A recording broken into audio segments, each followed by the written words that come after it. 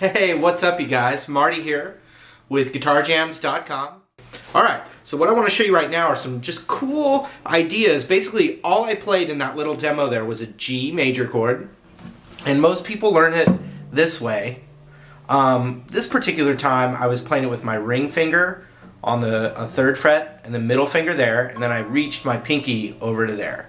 That's a really good alternate way to play a G chord, because it's really easy. My hand's already in the shape to go to a C chord, which I can scoot these over like that and then get my index finger down right there, and now I have a G and C, and those chords are together a lot.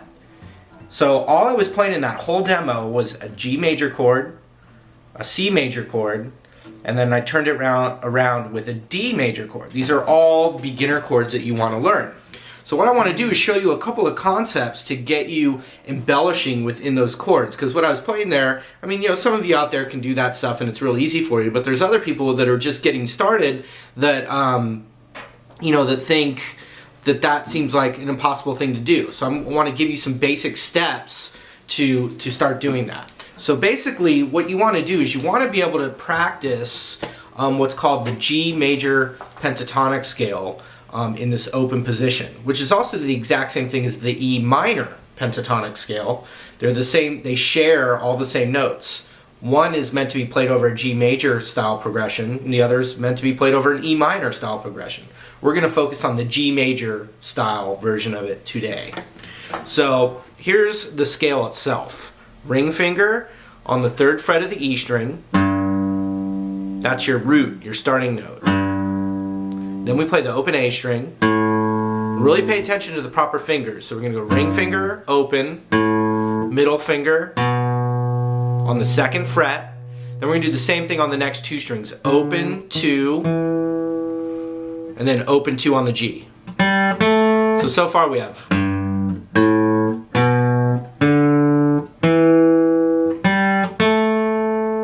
Then we have open B string. 3rd fret ring finger, and then same thing on the high E.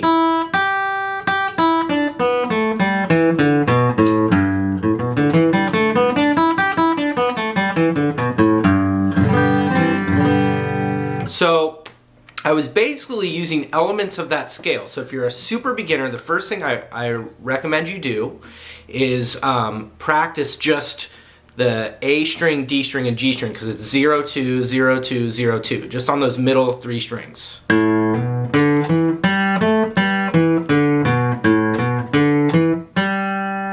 Okay, you want to practice that a lot, very slowly. Okay, get that going, and then what you want to do is practice a couple of these techniques. The first technique would be hammer-ons. So in other words, I play the open A string, and then I hammer on my middle finger on the 2nd fret. And then I do the same thing on the next string. Then the next string. And the trick with a good hammer-on is that once you hammer down on it, you don't release your pressure. See that? I kind of relax my finger after I hit it. You come straight down and you keep the pressure. So you can practice things like this. Slowly, slowly, slowly, slowly.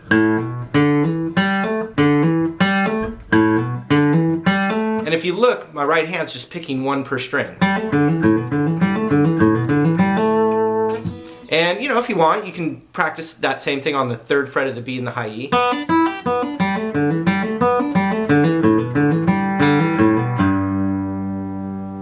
Okay, so that's one trick. Another trick is to do the hammer on, then hit the next string open. So for instance, hammer on the 2nd fret of the A, then I play the open D string right after. Then the same thing on the next 2. Then the next.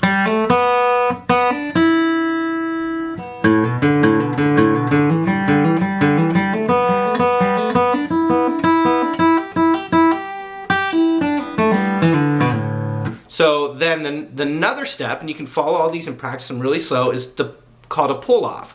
So my ring finger on the 3rd fret of the high E, pluck it, then pull it off. Same thing on the B, and then the G, the D, then the A, and then you can just end it with a G chord. Alright, so that's another trick. And then another one, and these are all great practice tips, I'm telling you, it will just build some of your skills. The other one is a hammer-on pull-off. So with one pick, I hammer on and pull off in one motion with my middle finger.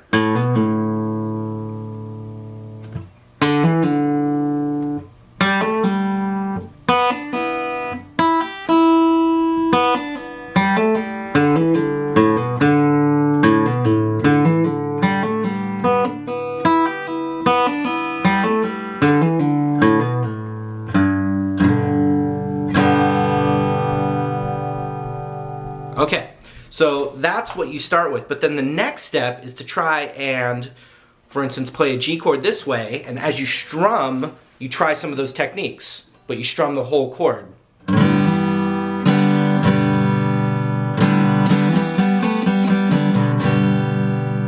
So I'm using my middle finger with this G shape.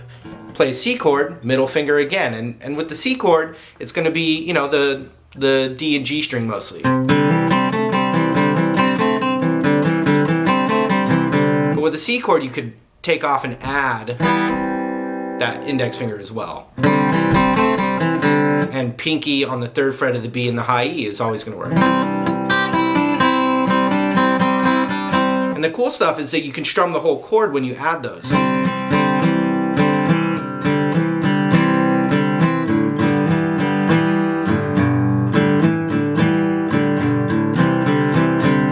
then when you have the D chord, index finger, you can travel up and down that scale as you strum the whole chord.